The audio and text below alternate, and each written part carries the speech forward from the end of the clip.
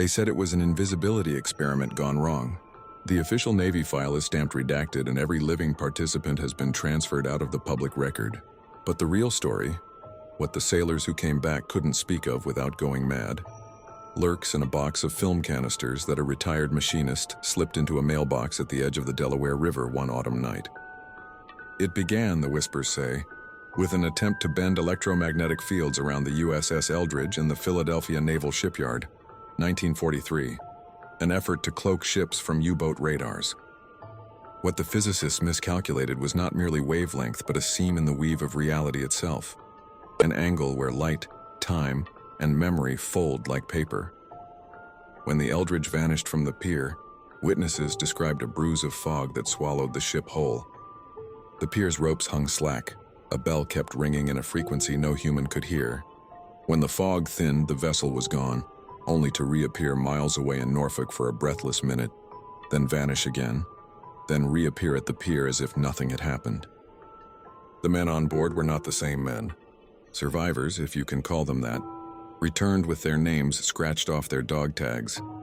Some insisted the ship had slid into a long black corridor, a place that smelled of salt and cold metal, and a sound like a ship's hull creaking in the ribs of time. There were rooms where watches ran backwards and men saw their futures like movie reels. Others never came back whole.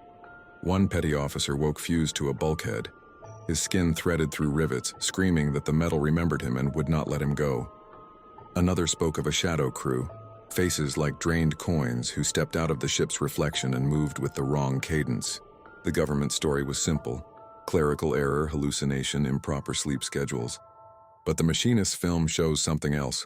Faint double exposures, men blurred into one another, a hatch that breathes steam like a living lung. And there are rumors of files cataloging anomalous specimens recovered from the sea. Scales that remembered coordinates, watches that chimed at noon when the world insisted it was midnight, and a single leather wallet containing a photograph of a town that had never existed on any map. Decades later, scientific papers quietly changed notation. A lab in New Jersey closed overnight. A physicist on the project died in a house fire the week his testimony was due. Families who asked too many questions were politely moved to the west, offered cash and silence.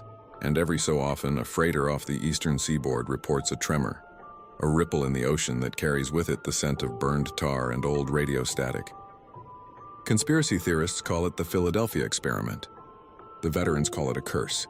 Those who study the canisters in alleyway backrooms say it shows a seam still bleeding.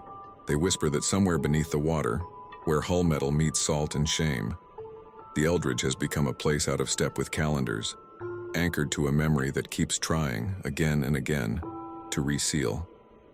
If you listen at night on the pier, when the fog banks roll in and the river quiets, you might hear a bell that the Navy swore never existed. It rings in a key no one was meant to hear, counting off a time the world forgot it had lost.